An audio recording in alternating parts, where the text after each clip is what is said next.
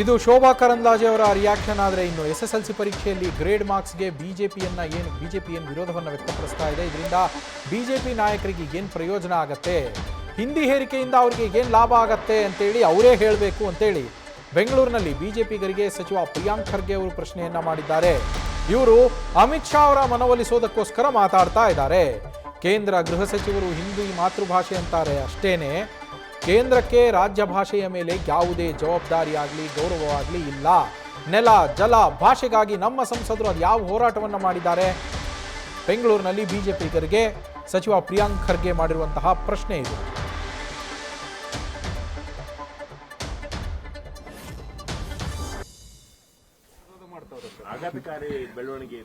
ನೋಡಿ, ಬಿಜೆಪಿ ಅವರು ಹೇಳಬೇಕಲ್ಲ, ನೋಡಿ ಅಪ್ಪ ಇದರಿಂದ ಪ್ರಯೋಜನ ಏನಾಗ್ತಾ ಇದೆ ಮೂರು ಭಾಷೆಯಿಂದ ಅಂತ, ಅಥವಾ ಈ ಹಿಂದಿ ಹೇರಿಕೆಯಿಂದ ಅವ್ರ ಲೀಡರ್ಸಿಗೆ ಮನವೊಲಿಸಲಿಕ್ಕೆ ಅವರು ಪ್ರಯತ್ನ ಮಾಡ್ತಾ ಇದ್ದಾರೆ.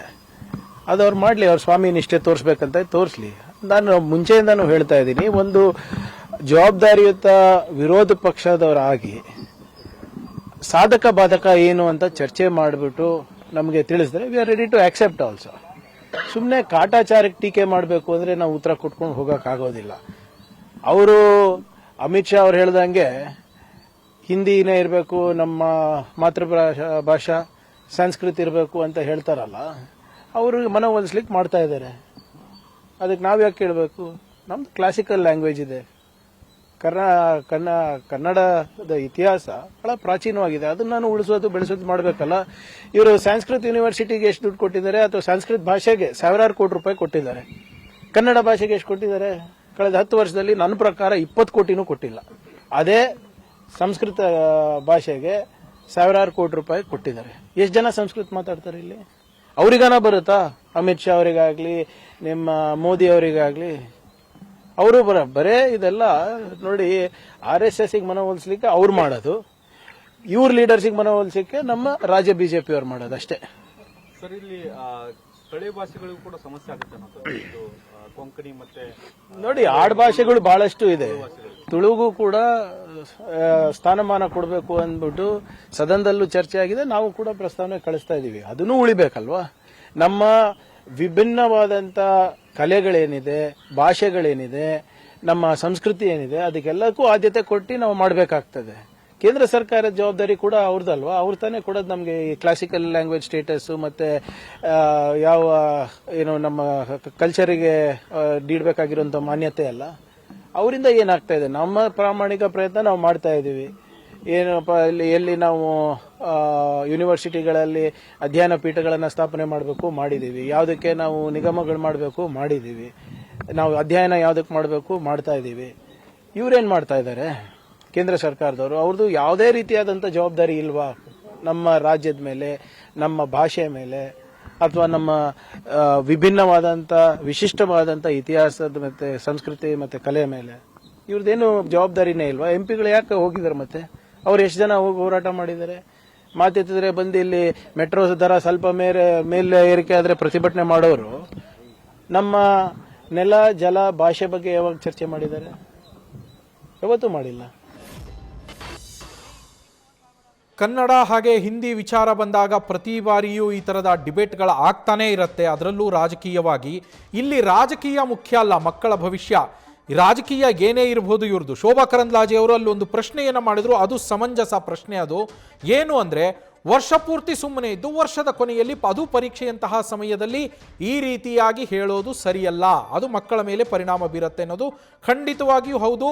ಪರೀಕ್ಷೆ ಸಮಯದಲ್ಲಿ ಇವರು ಮಾರ್ಕ್ಸ್ ಕನ್ಸಿಡರ್ ಆಗಲ್ಲ ಅನ್ನೋದನ್ನ ಹೇಳಬಾರ್ದಿತ್ತು. ಯಾಕೆ ಅಂದರೆ ಈ ಮಕ್ಕಳ 1 ವರ್ಷದ ಶ್ರಮ ವೇಸ್ಟ್ ಆಗತ್ತೆ. ಹಿಂದಿ ಭಾಷೆಯನ್ನ ಅವರು ಆಯ್ಕೆ ಮಾಡಿಕೊಂಡಿದ್ದಲ್ಲಿ, ತ್ರಿಭಾಷಾ ನೀತಿಯಲ್ಲಿ ಹಿಂದಿಯನ್ನು ಅವರು ಆಯ್ಕೆ ಮಾಡಿಕೊಂಡು ಓದ್ತಾ ಇದ್ರು ಅಂದರೆ 1 ವರ್ಷಗಳ ಕಾಲ ಅದನ್ನು ಓದಿರ್ತಾರೆ. ಈಗಲೂ ಕೂಡ ಅವರು ಪರೀಕ್ಷೆಯನ್ನು ಬರೀಬೇಕು. ಅಂತಹ ಸಂದರ್ಭದಲ್ಲಿ ಈಗ ಅದರ ಮಾರ್ಕ್ಸ್ ಕಡ್ಡಾಯ ಅಲ್ಲ ಅಂದರೆ ನಾಳೆ ಹಿಂದಿ ಎಕ್ಸಾಮಿಗೆ ಯಾರಾದರೂ ಆಬ್ಸೆಂಟ್ ಆದರೆ ಅವರನ್ನ ಫೇಲ್ ಅಂತ ಮಾಡ್ತೀರಾ, ಪಾಸ್ ಅಂತ ಮಾಡ್ತೀರಾ? ಆ ಪ್ರಶ್ನೆ ಕೂಡ ಬರುತ್ತೆ. ಯಾಕೆಂದ್ರೆ ಮಾರ್ಕ್ಸೇ ಕಡ್ಡಾಯ ಅಲ್ಲ ಅಂದವಾಗ ನಾನು ಯಾಕೆ ಅಟೆಂಡ್ ಆಗಬೇಕು ಅಂತ ಕೂಡ ಪ್ರಶ್ನೆ ಮಾಡುವ ಅವಕಾಶ ಇರುತ್ತೆ. ಹಾಗೆಯೇ ಇನ್ನೊಂದು ವಿಚಾರವನ್ನು ಶೋಭಾ ಕರಂದ್ಲಾಜೆ ಅವರು ಹೇಳಿದ್ರು, ನಾವು ಪಾರ್ಲಿಮೆಂಟಲ್ಲಿ ಮಾತಾಡುವಾಗ ಯಾವ ಭಾಷೆಯಲ್ಲಿ ಮಾತಾಡ್ತೀರಿ ಅಂತೇಳಿ ನಮ್ಮನ್ನು ಅಲ್ಲಿ ಕೇಳ್ತಾರೆ, ಆಗ ನಮಗೆ ತೊಂದರೆ ಆಗತ್ತೆ. ಮಕ್ಕಳು ಭಾಷೆ ಕಲೀಲಿ. ಮಕ್ಕಳು ಭಾಷೆ ಕಲಿಯುವುದರಲ್ಲಿ ಅದು ಹಿಂದಿಯೇ ಆಗಿರ್ಬೋದು, ಸಂಸ್ಕೃತ ಆಗಿರ್ಬೋದು, ಇನ್ನೊಂದು ಭಾಷೆ ಮತ್ತೊಂದು ಭಾಷೆ, ಅದು ಅವರ ಆಯ್ಕೆ. ಪಾರ್ಲಿಮೆಂಟಲ್ಲಿ ಯಾರೋ ನಿಮ್ಮನ್ನು ಪ್ರಶ್ನೆ ಮಾಡಿದವಾಗ ಮುಜುಗರ ಪಡುವಂಥದ್ದು ಏನಿದೆ? ನನಗೆ ಹಿಂದಿ ಬರೋದಿಲ್ಲ, ನನಗೆ ಬರುವ ಭಾಷೆಯಲ್ಲಿ ನಾನು ಮಾತಾಡ್ತೀನಿ ಅಂತ ಹೇಳ್ಬೋದಲ್ಲ. ಭಾಷೆ ಅನ್ನೋದು ಒತ್ತಡ ಆಗಬಾರ್ದು, ಹೇರಿಕೆ ಆಗಬಾರ್ದು ಅಂತ ನೀವೇ ಹೇಳ್ತಾ ಇರುವಾಗ ಹಿಂದಿಯನ್ನೇ ಕಲಿಬೇಕು ಅಂತ ಯಾಕೆ ಹೇಳಬೇಕು? ಸಂಸತ್ತಲ್ಲಿ ಹಿಂದಿಯಲ್ಲೇ ಮಾತನಾಡಬೇಕು ಅಂತ ಏನು ಇಲ್ವಲ್ಲ. ಹಿಂದಿ ರಾಷ್ಟ್ರ ಭಾಷೆ ಅಲ್ವಲ್ಲ. ಹಿಂದಿ ಬರೀ ಅಫಿಷಿಯಲ್ ಲ್ಯಾಂಗ್ವೇಜ್ ತಾನೆ. ಸಂವಹನಕ್ಕೋಸ್ಕರ ಇರುವಂತಹ ಭಾಷೆಯನ್ನ ಸಂವಹನಕ್ಕಾಗಿ ಮಾತ್ರ ಬಳಸಬಹುದಲ್ಲ. ಹಿಂದಿಯ ಬಗ್ಗೆ ಒಲವು ಇರಬಾರ್ದು. ಹಾಗಂತೇಳಿ ರಾಜ್ಯ ಸರ್ಕಾರ ಈಗ ಹಿಂದಿ ಪರೀಕ್ಷೆಯ ಮಾರ್ಕ್ಸ್ಗಳನ್ನು ಕನ್ಸಿಡರ್ ಮಾಡಲ್ಲ ಅಂತ ಹೇಳಿರೋದು ಕೂಡ ಈ ಸಂದರ್ಭದಲ್ಲಿ ಹೇಳಿರೋದು ಕರೆಕ್ಟ್ ಅಲ್ಲ. ಇದನ್ನ ಅವರು ಶೈಕ್ಷಣಿಕ ವರ್ಷದ ಆರಂಭದಲ್ಲೇ ಹೇಳಿ ಮಕ್ಕಳಿಗೆ ಅದು ಹೊರೆಯಾಗದಂತೆ ಮಾಡಿದ್ದಿದ್ರೆ ಬಹುಶಃ ಈ ಎಕ್ಸ್ಟ್ರಾ 100 ಮಾರ್ಕ್ಸ್ ಇವಾಗ ಏನಿತ್ತೋ ಅದನ್ನ ಕಾನ್ಸಂಟ್ರೇಟ್ ಸ್ವಲ್ಪ ಕಡಿಮೆ ಮಾಡಿ ಬಾಕಿ 525 ಮಾರ್ಕ್ಸ್ಗಳ ಮೇಲೆ ಕಾನ್ಸಂಟ್ರೇಟ್ ಮಾಡೋದಕ್ಕೆ ಇವರಿಗೆ ಅವಕಾಶ ಸಿಗ್ತಾ ಇತ್ತು ಮಕ್ಕಳಿಗೆ. ಆಗ ಅವರ ಪರ್ಸೆಂಟೇಜ್ ಇನ್ನಷ್ಟು ಇಂಪ್ರೂವ್ ಆಗಬಹುದಿತ್ತೇನೋ. ಈ ಸಂದರ್ಭದಲ್ಲಿ ಅವರು ಹೇಳಿದ್ದು ತಪ್ಪೇನೆ. ಆದರೆ ಹಾಗಂತೇಳಿ ಅದನ್ನು ಸಮರ್ಥಿಸ್ಕೊಳ್ಳೋದು ಅಲ್ಲ, ಅದನ್ನು ವಿರೋಧಿಸೋದು ಅಲ್ಲ. ಈ ಕ್ರಮ ಈಗ ತೆಗೆದುಕೊಂಡಿರೋದನ್ನು ವಿರೋಧಿಸಬಹುದು. ಬಾಕಿದು ಮತ್ತೆ ಚರ್ಚೆ ಆಗಬೇಕಾಗಿರುವಂತಹ ವಿಷಯವೇ. ನ್ಯೂಸ್ ಫಸ್ಟ್ ನಿರ್ಭೀತಿಯಿಂದ ನಿಮ್ಮ ಪರವಾಗಿ.